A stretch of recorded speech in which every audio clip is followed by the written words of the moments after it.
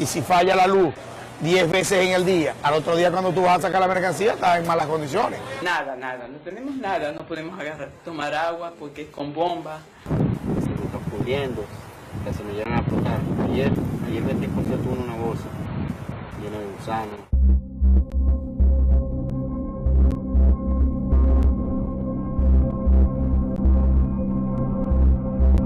Soy Guillermo Olmo, soy el corresponsal de BBC Mundo en Venezuela. He venido al estado Zulia, a Maracaibo, para contar qué es lo que está sucediendo en esta parte de Venezuela. Maracaibo es la ciudad más importante del estado Zulia, limita con Colombia, es un estado fronterizo de Venezuela con Colombia y es uno de los que más está sufriendo como consecuencia de la actual crisis económica que golpea a Venezuela. Zulia es un estado muy caluroso, aquí desde que llegamos estamos viviendo bajo temperaturas que superan los 30 grados.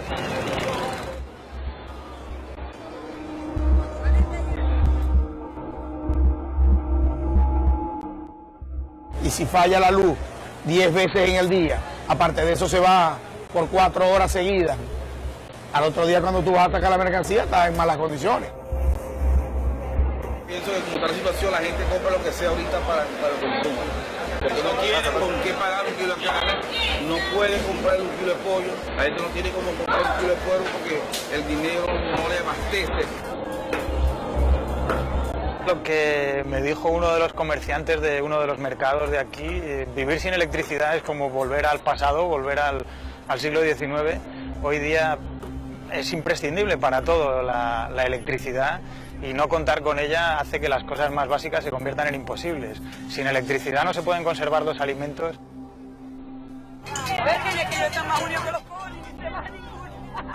La gente que vive en Zulia tiene un día a día bien duro. Tienen que hacer colas para todo, tienen que hacer colas para conseguir dinero en el banco, para sacar su dinero del banco, el dinero que les pertenece porque es el fruto de su trabajo o de su pensión. Tienen que hacer colas de horas, a pleno sol, bajo estas temperaturas asfixiantes.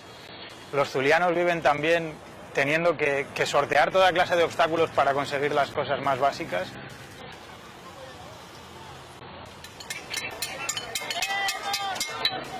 Viven sabiendo que cada día, durante largas horas, van a quedarse sin electricidad. No tengo nada en la refrigeración, no tengo nada. Nada. Nada, no tenemos nada, no podemos agarrar, tomar agua porque es con bomba. Dormimos aquí es que dormimos, ¿no ves? Sí. En el porche. Muchas noches no les queda más remedio que dormir en la calle, en la vereda, porque el calor en el interior de sus viviendas es insoportable. Y los zulianos viven rodeados de basura. Esta ciudad, allá por donde uno se mueva, lo que encuentra son montañas y montañas de basura. Muchas de ellas, la propia gente de la ciudad les prende fuego porque como no funcionan los servicios de recogida, lo que se hace es quemarlos, lo cual es a todas luces una práctica del todo insalubre. Lo que está es haciendo que la gente respire el humo de esa basura que se está quemando. De las muchas cosas que están deterioradas aquí en Maracaibo, los hospitales sin duda son los que muestran una imagen más desoladora. He tenido la oportunidad de ver la morgue de algunos de ellos. En ellos se acumulan los muertos, los cadáveres de los enfermos que han fallecido, sin aire acondicionado, sin refrigeración de ninguna clase. Se me quedan 2 o 3 semanas, se me está pudriendo, que se me llegan a explotar. Ayer metí por cierto una bolsa llena de gusanos, sin guantes, sin mascarilla. Pero yo no veo a los muchachos que los agarren porque es una falta de respeto. Creo que ha sido de las cosas más impactantes que he vivido como periodista y como ser humano. Creo que es triste. Señores, esto es parte de lo que vio el reportero, el periodista de BBC, uno de los servicios noticiosos más respetados en el mundo, de centro izquierda, por cierto. O sea que no lo pueden acusar de ser de la derecha, del imperialismo yanqui, de McDonald's, del Pato Donald y todas esas cosas. están totalmente desenmascarados estos delincuentes. Eso es uno de los logros también de la información de hoy en día y de los periodistas de hoy en día. Buenos días, Venezuela. Tenemos nuevo presidente, Juan Guaidó, presidente interino, con el apoyo del 80-85% de la población según las encuestas, como ningún otro presidente hasta ahora. Pero también tenemos una Asamblea Nacional, un Tribunal Supremo de Justicia legítimo y el apoyo de más de 60 países democráticos del mundo. Y además representantes legítimos en la OEA y distintas embajadas del mundo, déjame decirte. Una dirigencia democrática unida alrededor de Guaidó, quien recorre libre todo el país porque no lo pueden meter preso, convocando para el 1 de mayo. Iniciamos el recuento de lo que será conocido como la historia de las últimas 24 horas. Iniciamos 24 horas, Bravo 24, voz de la libertad y la democracia. Y esta es la historia por la cual serán recordadas las últimas 24 horas que hemos vivido hasta ahora. Por un lado, Gustavo Tarre Briceño, representante de Juan Guaidó en la Organización de Estados Americanos, OEA, denunció la injerencia permanente de Cuba y de Rusia en Venezuela. El Departamento de Estado norteamericano denuncia violaciones a los derechos humanos, corrupción y caos. Los matones de Maduro han cometido asesinatos extrajudiciales y torturas, han tomado presos políticos, han restringido severamente la libertad de expresión en Venezuela, todo en un esfuerzo brutal por conservar el poder.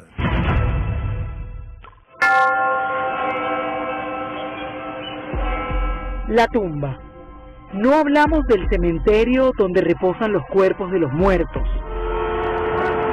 Nos referimos a esta cárcel, ubicada en pleno centro de Caracas, Venezuela, sitio en el cual meten a personas vivas para hacerlos sentir como si estuvieran muertas. Aquí vemos estas fuentes de agua, pero metros debajo de la Plaza Venezuela está quizás la peor mazmorra creada por el exministro de Interior y Justicia, Miguel Rodríguez Torres, quien fue escudero del fallecido presidente Hugo Chávez. Presidente de la República Bolivariana de Venezuela. Pero qué ironías de la vida. Hoy, el fundador de la tumba está preso en una cárcel venezolana por pensar distinto al actual mandatario, Nicolás Maduro.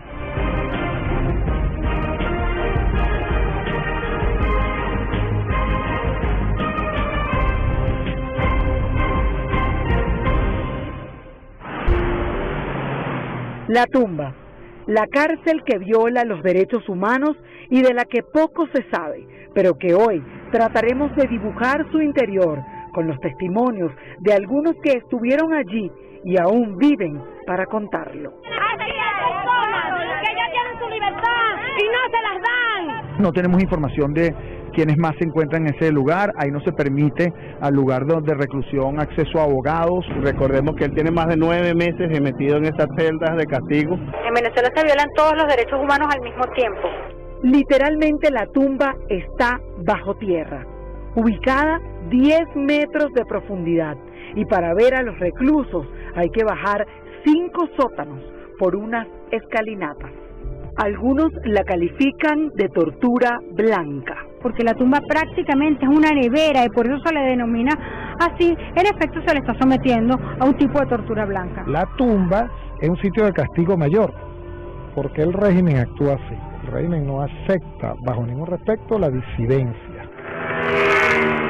La tumba puede convertirse en el lugar de desaparición forzosa, siendo Venezuela quien suscribió la Convención Internacional de Derechos Humanos.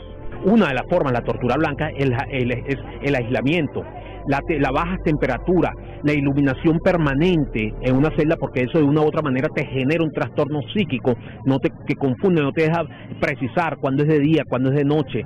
En esa cárcel subterránea hay luces de neón blancas, aire acondicionado a 5 grados, paredes blancas, una celda 2 por 3 metros cuadrados y las camas son unos muros de cemento. Una de las personas que desde mi punto de vista ha sido responsable de muchos de los casos de violaciones a los derechos humanos, que era Miguel Rodríguez Torres, que era el director anterior del SEBIN, posteriormente fue ministro de Interior y Justicia. La tumba no tiene baños, Los detenidos que allí están deben tocar un timbre y los guardias acuden a buscarlos para llevarlos a otro pasillo.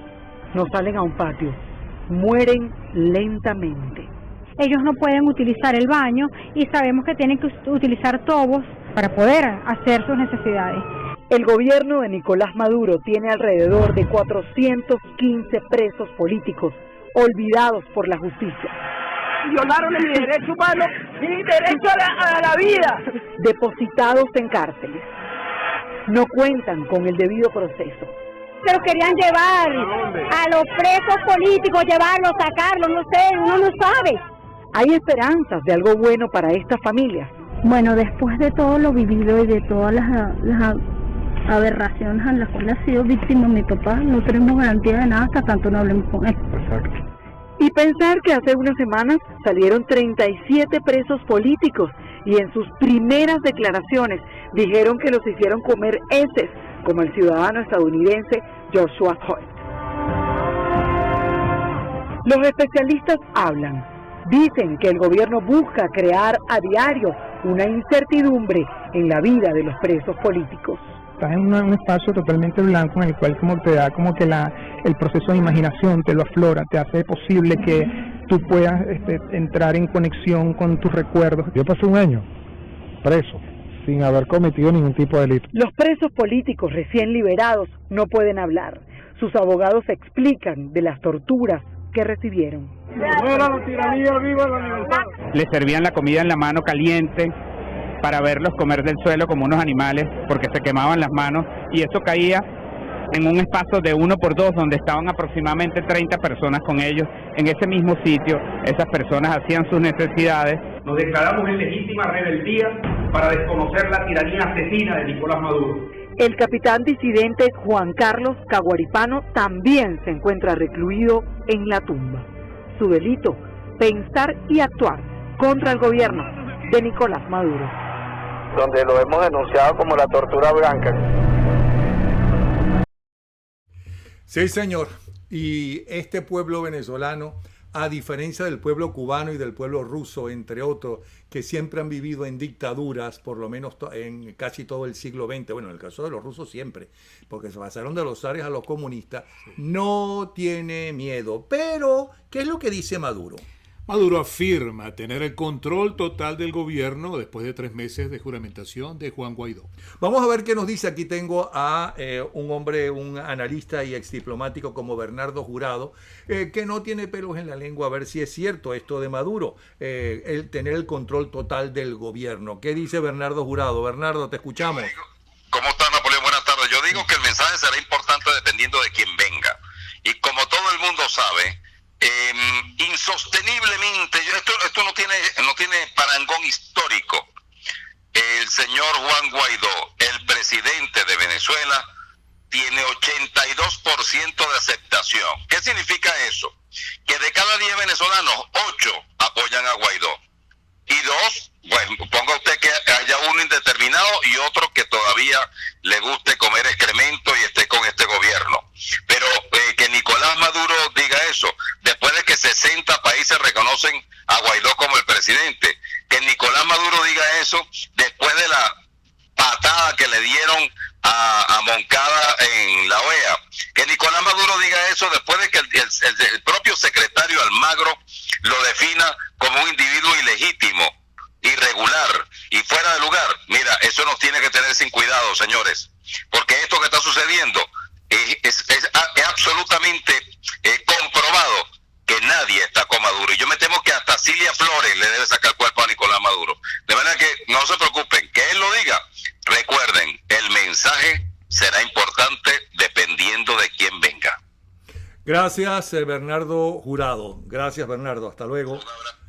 Bueno, seguimos con la información porque tenemos que, entre tanto, a pesar de que Maduro diga que tiene el control del gobierno, Juan Guaidó se reunió con empresas de 4 países para resolver la crisis en Venezuela. Sí, ya tenemos soluciones. El presidente interino expresó que tuvo contactos con representantes de compañías de Alemania, Estados Unidos, Japón y Colombia. El régimen de Nicolás Maduro aplica un plan de emergencia con reducción de jornada laboral y escolar ante los constantes apagones. Por otro lado, el ministro de la Defensa ruso defendió la presencia de sus tropas en Venezuela y nombró a sus aliados, entre comillas, en la región. Sergei Shukoy habló durante la Conferencia Internacional de Seguridad de Moscú.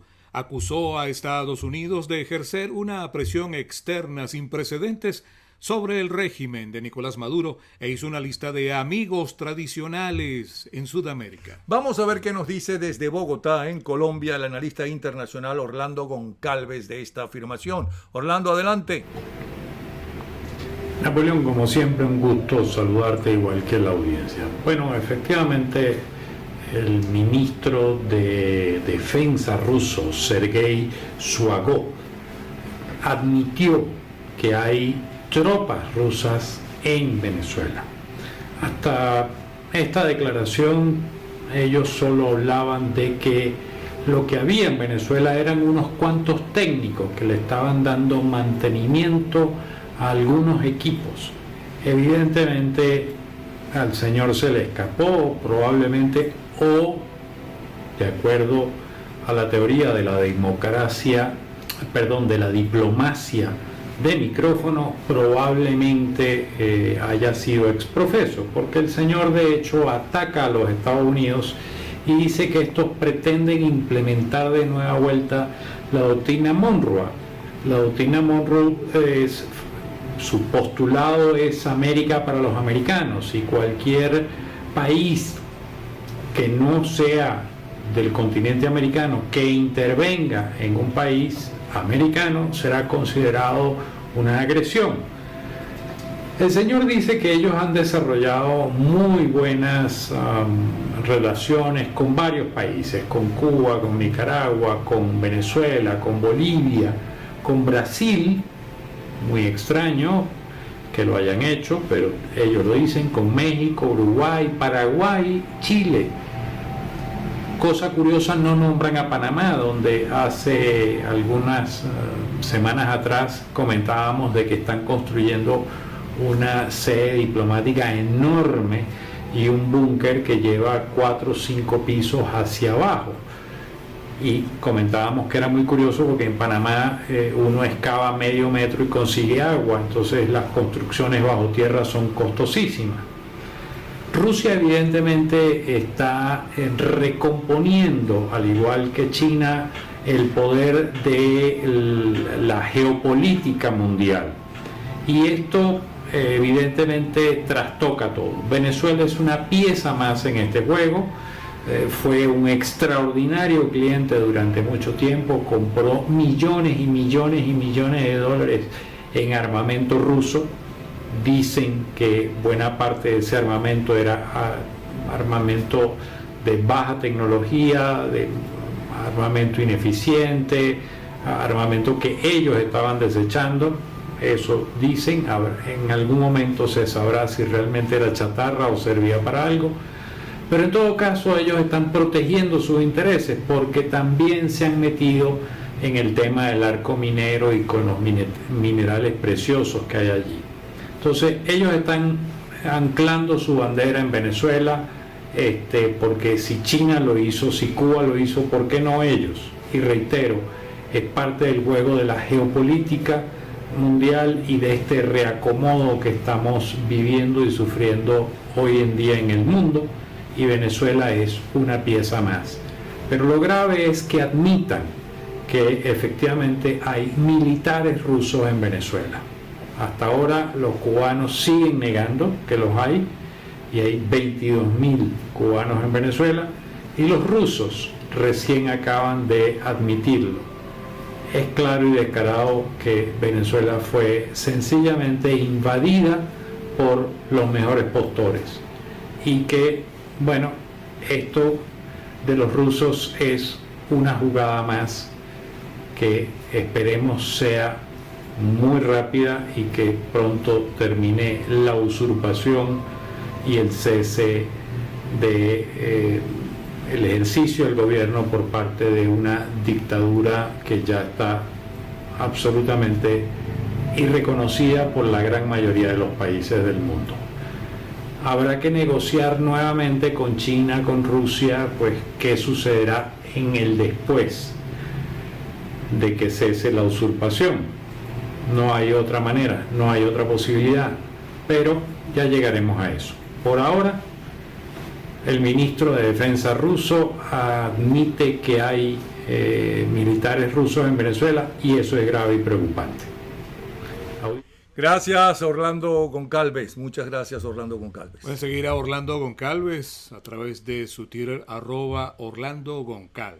Y sigamos con la historia de las últimas 24 horas. Así será recordado estas 24 horas que están finalizando.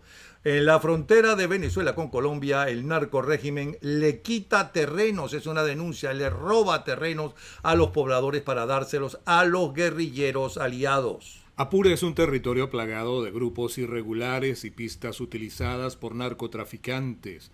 La milicia de la dictadura opera en la zona a cargo del teniente Miguel Guerrero. Jorge Arriaza se reúne con Guterres y celebra el gran entendimiento en temas esenciales de Venezuela y la región.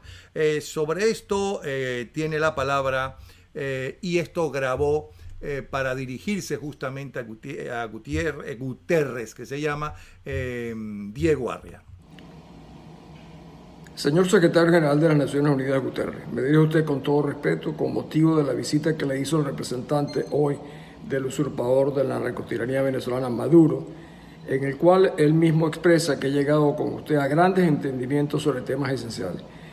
Aparte de la cordialidad que se ve en el video, evidentemente su derecho a mantener privadas las conversaciones que usted tiene con un régimen, incluso de esta naturaleza, desconocido por los 53 países más importantes del mundo. Sin embargo, el hecho de que el representante del usurpador haya dicho que llegaron a grandes entendimientos en temas esenciales, lo obliga a usted a que nos diga a nosotros los venezolanos que sufrimos circunstancias de penuria extrema, como usted las conoce, a que corrija o que corrobore lo que ha dicho el representante de la narcotiranía de Maduro. Lo que no puede ser es que se vea, que el mundo piense que el secretario general de las Naciones Unidas ha llegado a un convenio de grandes entendimientos sobre temas esenciales de nuestro país con una narcotiranía.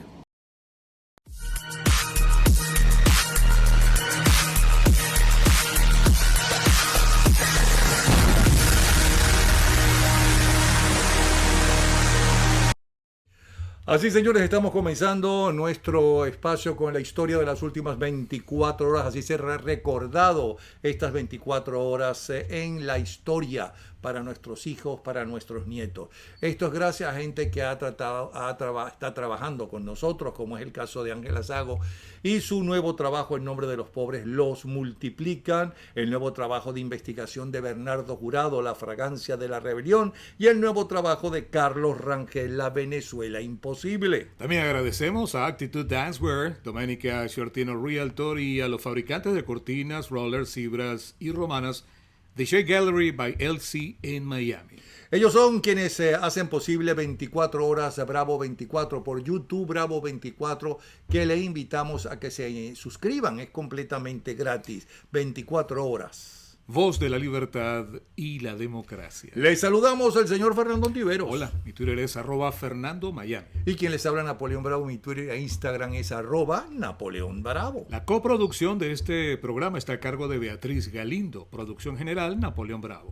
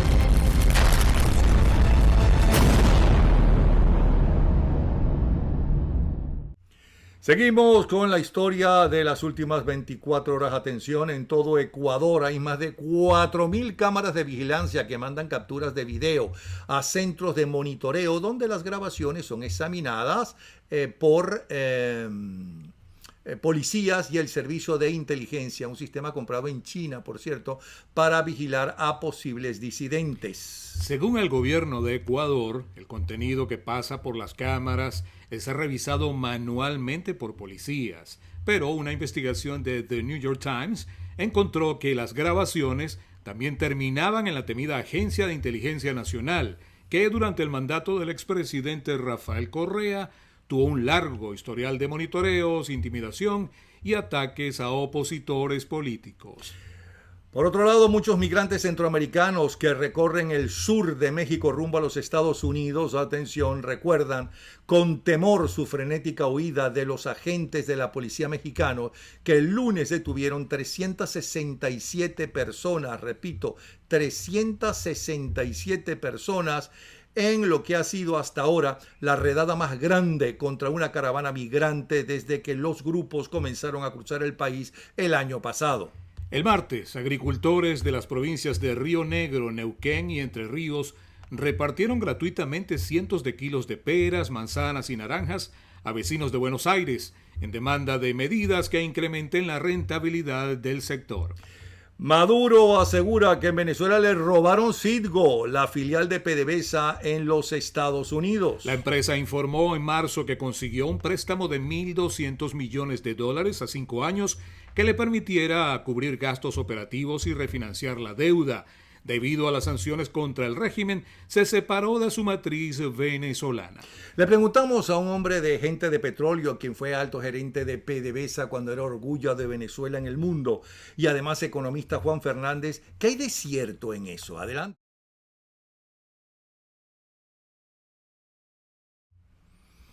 Tenemos problemas lamentablemente con el video de Juan Fernández, entonces vamos a saltarlo. Bueno, lo que dice Juan Fernández es que es una ridícula, que eso es totalmente falso.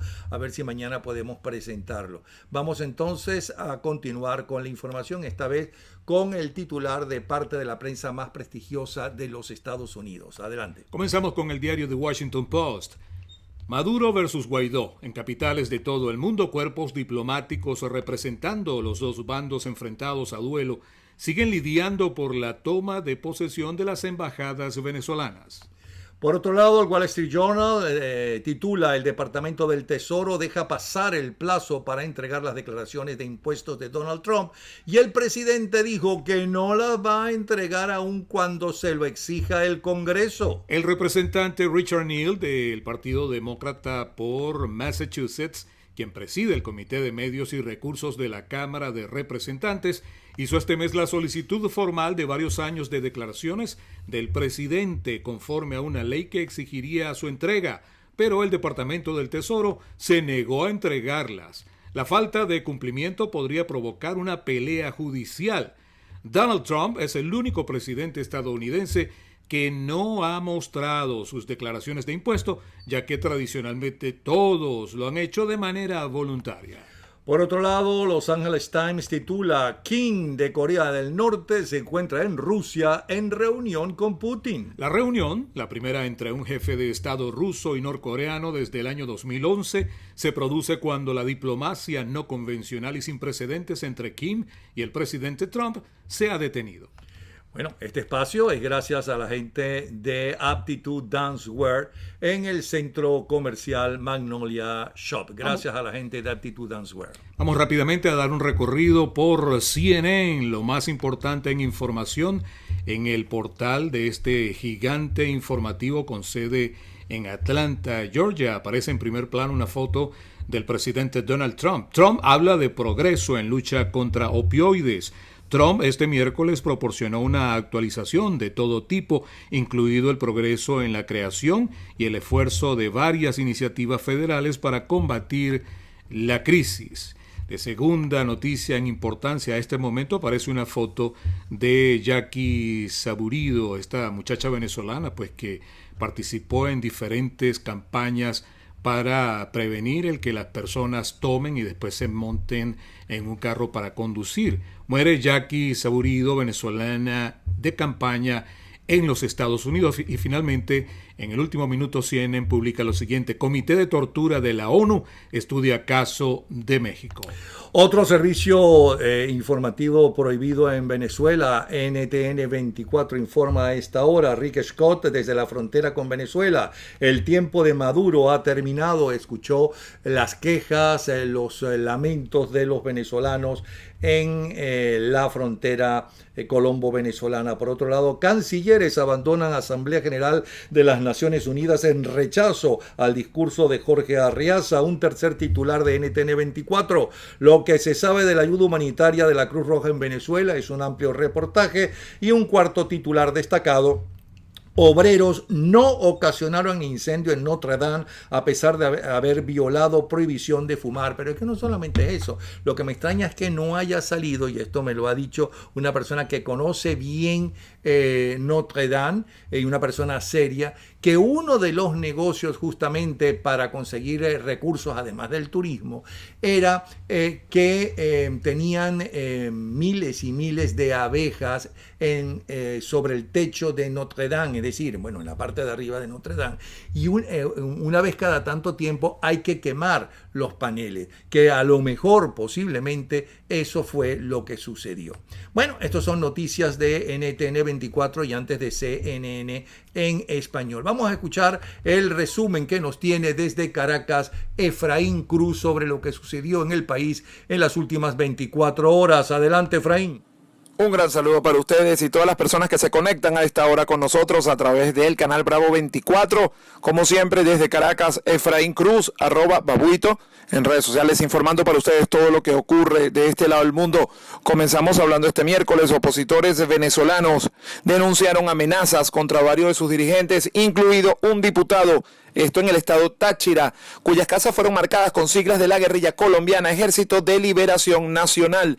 Esto lo informó el diputado Franklin Duarte a través de su cuenta en Twitter. El parlamentario dijo además que una iglesia también fue marcada y compartió imágenes en la red social de las fachadas de las casas que tienen las siglas del ELN. Asimismo publicó fotografías de un texto en el que supuestamente el Frente Gustavo Villamizar, perteneciente al Ejército de Liberación Nacional, advierte a 12 dirigentes opositores de ese estado sobre consecuencias contra ellos y su familia si no hay paz, entre comillas, el 1 de mayo. Para ese día recordemos que el presidente encargado, Juan Guaidó, convocó a la marcha más grande para pedir el cese definitivo de la usurpación, que considera hace Nicolás Maduro, y además exigir a la Fuerza Armada que acompañe esta demanda. Como parte de esta convocatoria, en cada estado, dirigentes opositores organizan a sus simpatizantes para que puedan participar todos en esta movilización del 1 de mayo, Día del Trabajador, y para el que también el gobierno ha convocado una marcha. Duarte aseguró que continuará trabajando por Venezuela pese a la advertencia que recibió. La denuncia de Duarte también fue hecha por otros diputados y el partido Primero Justicia, en el que milita el 2 veces candidato presidencial Enrique Capriles. El partido indicó que grupos irregulares marcaron la casa del coordinador de Primero Justicia, Francisco Gamboa, en el municipio Junín, esto en Rubio, en el estado Táchira. La dictadura y su violencia no tendrán nuestra lucha. No la van a poder detener.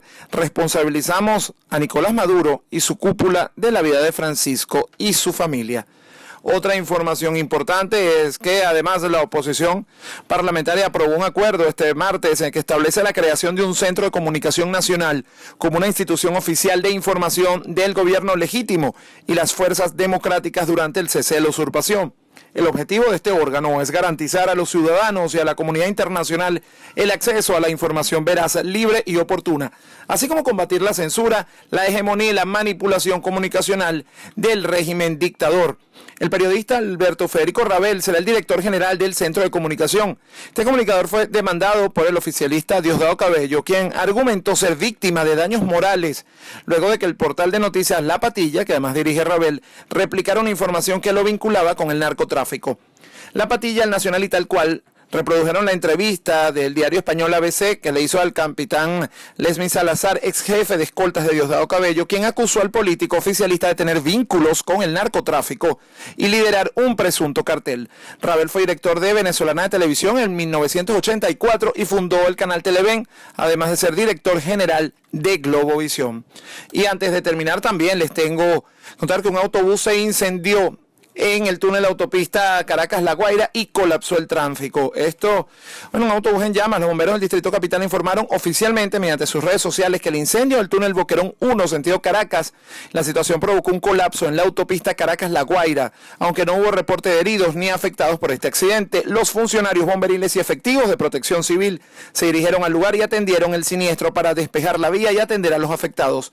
Actuaron los bomberos de Vargas y Distrito Capital para apaciguar las llamas y trabajar para determinar las causas de este evento. Bueno, así están las cosas por Venezuela como siempre. Esto puede cambiar en cualquier momento y ustedes lo van a saber a través de 24 horas y de mis redes sociales, @Babuito. Seguiremos en contacto.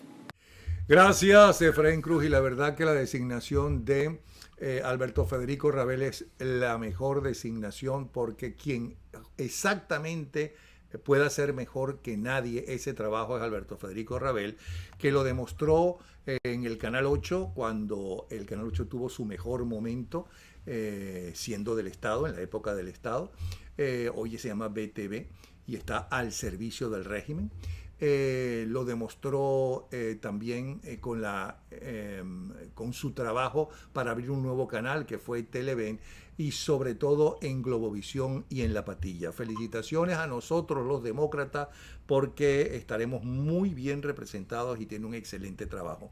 Aquí tengo, por cierto, señoras y señores, tengo aquí a Gustavo Díaz para que nos eche el cuento de cómo está ese Bolívar arrechamente soberano, que está acabando con el dólar, con la libra, con el yen, con todo el mundo está acabando, y también con los venezolanos. Adelante, Gustavo. Hola, Napoleón, y saludo a la audiencia de Bravo 24. El dólar cerró este miércoles 24 de abril y abre este jueves 25 de abril en 5.269,68. ¿Y $5.000 qué? 5.269,68, para arriba. El dólar implícito en 45. El DICOM, que es el de ellos mismos, 5.201,45. El Bitcoin, 5.419,70, y el euro, que va para arriba, 5.895,45. ¿Te acuerdas? Habías nacido cuando la primera devaluación en la democracia, que fue en la época de Rómulo Betancourt, que fue unos centavos. Luego todo el escándalo que se formó, y hasta lo llamaron el Viernes Negro, cuando la evaluación de Luis Herrera.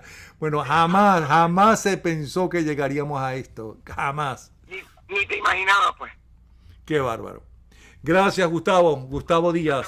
Hasta mañana. Gustavo Díaz, director de Dollar Today. Si ustedes quieren seguir a Dollar Today, ya lo saben. Pueden entonces a través de Dollar Today. Sí, señor. Vamos ahora, señores, con los titulares de El Nacional y de La Patilla. Bueno, comenzamos con el diario El Nacional en su portal web con una foto en primera plana de Elliot Abrams, quien dice: el deseo de los venezolanos se cumplirá y el régimen se desvanecerá. En entrevista exclusiva con el grupo de Diarios América, el representante especial del Departamento de Estado de Estados Unidos para la crisis dijo que su charla hará énfasis en el día después, a lo que ve como el inevitable colapso del régimen y lo imperativo de que se actúe de buena manera. Luego tenemos una gráfica donde aparece Luis Almagro. ¿Más sanciones y uso de la fuerza para Venezuela?, se pregunta. Almagro dice que sí. El secretario general de la OEA admite que el proceso para recuperar la democracia venezolana no es nada fácil, pero insiste en que hay que apoyar a Juan Guaidó. Y cerramos con el tercer titular, que dice: la economía se empequeñece mientras Maduro se atrinchera en Miraflores. Este titular aparece precedido por una foto, pues, de un sitio donde se lanza basura en Caracas, y aparece un ciudadano pues de clase media, con lentes, tal vez bien vestido, hurgando entre la basura por algo de comer. Los economistas Luis Oliveros y Sarri Levy evalúan el primer trimestre de 2019 como el más negativo de la historia del país debido a las restricciones adoptadas, la caída de la producción petrolera y la crisis de servicios públicos. La revolución bonita. Militares venezolanos en Brasil describen el desastre chavista en las Fuerzas Armadas. Es uno de los titulares de La Patilla. Estados Unidos dice que la llamada no injerencia de China ha financiado al régimen en $60.000 millones. Cruz Roja venezolana rechaza venta y comercialización de la ayuda humanitaria. Es un tercer titular a esta hora de La Patilla. Almagro solicita más sanciones y eventual uso de la fuerza contra el régimen de Maduro. La batalla por el dinero malversado de PDVSA. ¿Debe Estados Unidos entregarlo al pueblo venezolano? Este es otro titular de La Patilla. Y el titular siguiente es: Banco Central de Venezuela evaluará evolución del mercado cambiario ante sanciones de los Estados Unidos. Son los titulares a esta hora más destacados de dos servicios informativos también perseguidos por el narcorrégimen. Y es bueno recordarles que cada vez que censuran a un periodista, sea quien sea, y más estas dictaduras o las dictablandas y algunos gobiernos democráticos, y si no, pregúntenselo a los periodistas mexicanos que dicen creer que tienen un gobierno democrático, lo censuran a usted, le impiden que usted tenga información. A usted sí, es a usted que le impide la información. No es al periodista, que de todas formas está informado.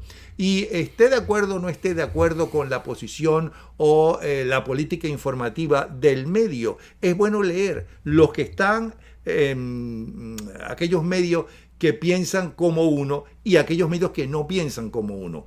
Estoy hablando de periodismo, no estoy hablando de propaganda política. Por ejemplo, en BTV no hay periodista, no hay periodismo, hay propaganda política, que eso no es periodismo, vamos a estar claros. Entonces, vamos a ver qué nos dice desde Florida Central Damaso Jiménez. Adelante, Damaso. Bien, ¿cómo están? Un saludo a los seguidores de Bravo 24. Bueno, a continuación, las noticias más impactantes de la Florida en las últimas 24 horas. Bueno, tiene que ver con el tema de Florida, que se une a la mayoría de los estados que han decidido tomar medidas contra ese hábito de escribir mensajes de texto mientras se conduce o se maneja, por catalogarlo, pues, por supuesto, como todos saben, como un peligro en las vías. Bueno, la Casa Parlamentaria de la Florida votó 104-9 este martes a favor de endurecer la ley estatal para permitir que la policía detenga a los conductores que envían mensajes de texto, pero que no cometan ningún otro delito. En este momento los conductores pueden ser citados por enviar mensajes de texto solo si están acelerando o cometiendo otra infracción. El representante de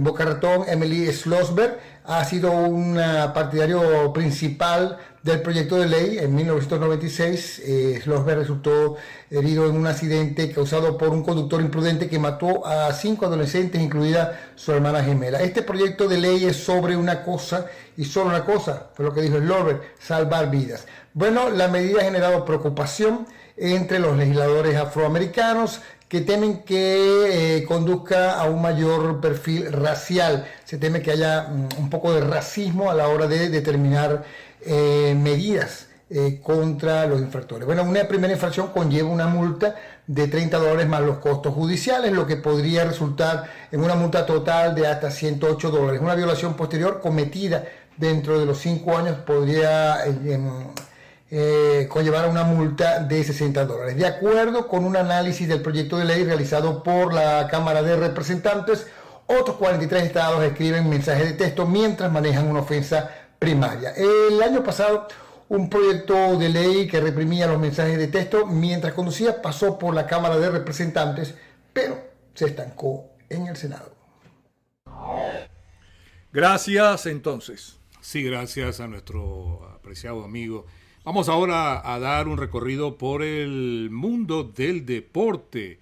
Comenzamos las informaciones deportivas con una nota luctuosa, y es que el ex mundialista peruano Juan José Muñate muere a la edad de 70 años. Juan José Muñate víctima del cáncer al pulmón que padecía desde hace unos 2 años, murió en el día de hoy. Nos vamos a la NBA. Blazers, Raptors y Sixers liquidaron sus faenas. Los Denver Nuggets quedaron a un paso para meterse en semifinales de la Conferencia Oeste. En el béisbol de las Grandes Ligas, el bate de Altuve frenó caída de los Astros de Houston. El venezolano despachó jonrón de 3 carreras y su club detuvo una cadena de 3 derrotas seguidas al vencer a los Mellizos 10 carreras por 4. En golf, el venezolano Jonathan Vegas vuelve a la acción en el Zurich Classic. El golfista monaguense jugará este jueves el torneo por parejas de Luisiana junto con el mexicano Abraham Anser. Bueno, suerte para Jonathan Vegas, que no las ha tenido todas consigo, pero pues viene actuando de mejor manera que el año pasado. Y Nadal remó casi 3 horas ante Meyer en su debut. El mallorquín sufrió frente al argentino al imponerse 6-7 con tiebreak 7, 6-4, 6-2, y el torneo de Barcelona se vistió de gala al ver al mallorquín ganar por cualquier cantidad de veces que ha estado en este torneo. Cerramos con fútbol. Ángel Correa frustró el arirón del Barcelona. El delantero argentino dejó cifras definitivas en el Wanda Metropolitano frente a un Valencia imprevisible, capaz de nivelar 2 marcadores adversos. Parte de las informaciones deportivas es todo en el día de hoy. Señores, esto es todo por el día de hoy. Pero, quiero que ustedes vean, antes de despedirnos, quiero que vean 2 videos que nos han enviado. Uno con la historia musical, que fue justamente uno de los más grandes compositores contemporáneos de los Estados Unidos. Se presentó en la época de Marcos Pérez Jiménez en la Concha Acústica de Bellomonte. Sí, señor. Y esto fue, se dice, que la primera manifestación pública con gente enfrente contra Marcos Pérez Jiménez. Y luego una magia muy divertida. Pero antes vamos a agradecer a Ángela Sago por su libro En nombre de los pobres lo multiplican, Bernardo Jurado por La fragancia de la rebelión y Carlos Rangel por La Venezuela imposible. 3 trabajos que ustedes consiguen en Amazon y 3 personas que nos ayudan a hacer este programa, al igual que... A nombre de Actitude Dancewear, Domenica Sortino Realtor, y también de los fabricantes de cortinas rollers Cibras y Romanas de Shea Gallery by LC en Miami. 24 horas mañana, dentro de 24 horas estaremos nuevamente con ustedes, Voz de la Democracia y la Libertad. Venezuela, año 1957. La obra musical del compositor Aaron Copland, dirigida por él mismo, se convirtió en el primer paso para derrocar la dictadura de Marcos Pérez Jiménez. La Cata Musical presenta la increíble historia de la música, anécdotas insólitas, relatos curiosos y cuentos sorprendentes que el mundo de la música tiene para nosotros. Se trataba del segundo Festival de Música Latinoamericana. Venezuela estaba bajo el régimen del dictador Marcos Pérez Jiménez y en la recién construida Concha Acústica de Bellomonte, la Orquesta Sinfónica de Venezuela, bajo la dirección nada más y nada menos que del maestro compositor norteamericano Aaron Copland, interpretaba la obra de su autoría, El retrato de Lincoln.